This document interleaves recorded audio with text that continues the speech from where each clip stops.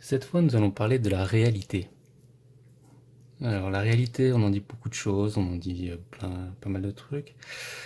On se pose pas franchement la question de savoir ce que c'est, sauf quand on est face à des gens qui nous paraissent hors de la réalité. On l'utilise assez souvent pour convaincre, mais si, c'est la réalité, c'est la réalité, c'est la réalité. Mais en fin de compte, la réalité, on l'invoque tort et à travers, mais ça convainc rarement. Donc, chose étonnante, comment ça se fait Comment ça se fait que quelque chose qui est censé être partagé par tout le monde, la réalité, ne convainc pas? Et la question aussi qu'on peut se poser, c'est pourquoi avoir deux mots? Un des synonymes, ou en tout cas le synonyme de réalité, c'est le réel. Euh, Y a-t-il vraiment une différence? Dans le dictionnaire, la différence est assez subtile, assez discrète. D'ailleurs, même l'étymologie est assez floue parce qu'en fait, on a globalement le même mot qui est conjugué différemment.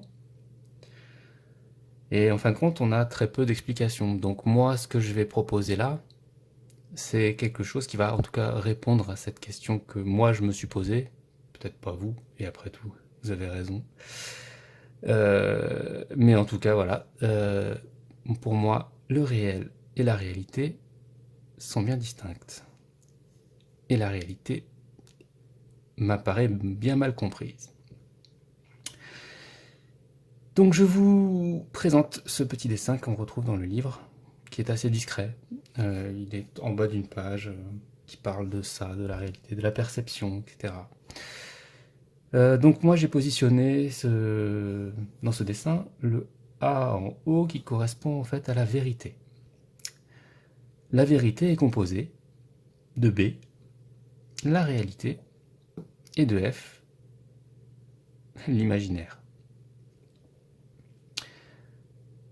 L'imaginaire dans sa totalité, c'est-à-dire tout ce que qui que ce soit qui existe dans l'univers peut imaginer, en mesure d'imaginer. Même ce qui n'est pas imaginé par les êtres humains, même ce qui n'a jamais été imaginé par les êtres humains, est contenu dans un imaginaire qui fait partie de la vérité. Donc l'intégralité de ce qu'il y a dans ce cercle est contenu dans la vérité. Et donc je mets quand même une opposition, c'est-à-dire qu'en face de ça, il y a ce que nous on perçoit. Et globalement, on a du mal à percevoir la vérité. Notre perception, ce qui est sensible, ce qu'on est capable de toucher, ou via nos sens, ou via des outils, donc peu importe la capacité qu'on a à détecter les choses, donc le sensible, pour ce qu'on est capable de détecter donc, qui ne contient pas tout ce qu'il y a en réalité. C'est une porte. C'est quelque chose qui est limité. On n'a pas accès à toutes les informations de tout l'univers, etc. On a un horizon, comme pour la vue. On voit jusqu'à un certain point, et au-delà de ce point, malheureusement, notre vue ne nous permet pas de le faire. On a des outils qui nous permettent d'aller plus loin, mais ce plus loin a également un horizon. Donc, cette barre-là, c'est l'horizon.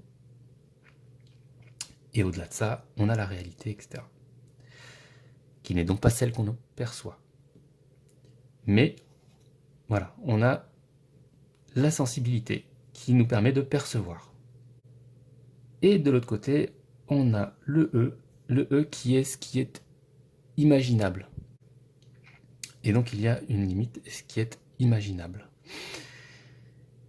Et donc en D, nous avons ce qui est perçu, ce que nous sommes capables de percevoir, et donc faire le lien entre ce que nous percevons en termes de sensibilité et ce que nous percevons en termes d'imaginaire.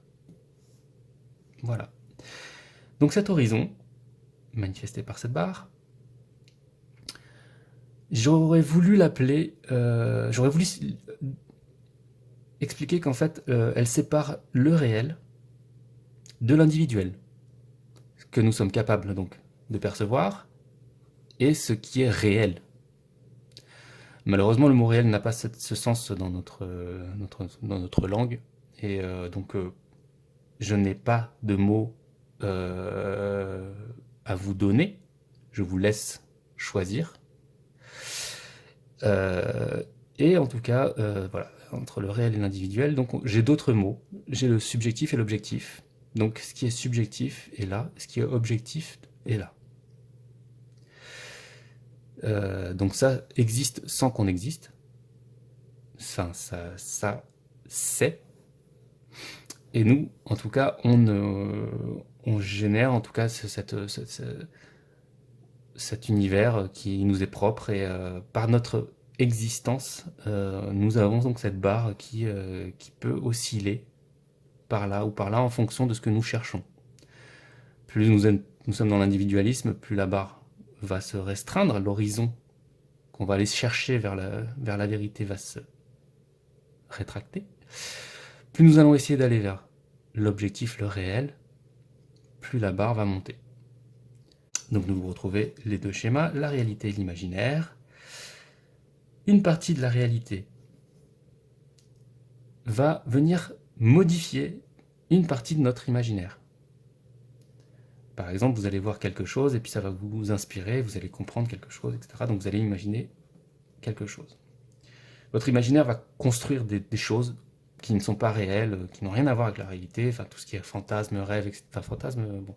Mais réel, tout ce qui est rêve, on peut avoir des choses qui n'ont pas de forme, pas de réelle existence, voilà, des choses qui sont perçues et qui sont en fait irrationnelles.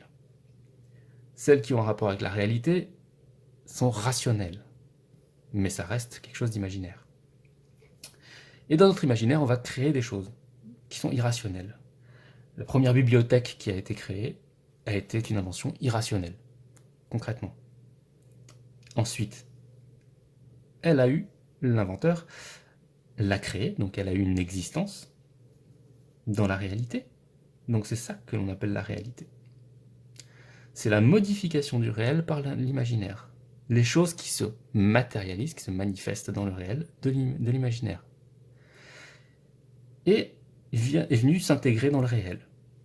Ce qui fait qu'aujourd'hui, quand on parle de bibliothèque, nous sommes dans quelque chose de rationnel, de la réalité. Ce n'est ni inconnu, ni irrationnel. Et donc nous avons cette portion du réel que l'on pourrait en tout cas définir comme étant la réalité, et donc qui est une pénétration forte de notre imaginaire, de notre capacité à imaginer dans le réel. Et il y a un mot qui m'intéresse, moi, en tout cas, en termes de définition, qui est un mot qui est la Maya. La Maya, qui est un concept, alors je ne sais plus exactement, je crois que c'est hindouiste, et qui exprime en fait un rêve, le rêve dans le monde de rêve, le monde d'illusion dans lequel nous existons. Et donc l'illusion, elle est claire, c'est que nous avons modifié le réel, qui ne correspond plus à ce qu'il était, qui correspond à ce que nous sommes capables d'imaginer, et donc nous avons modifié le réel, et donc nous vivons dans une illusion, dans la réalité. Donc je vous laisse aussi faire un peu d'étymologie, hein. Bon, vous avez réel. Je vous laisse à votre réalité. À la prochaine.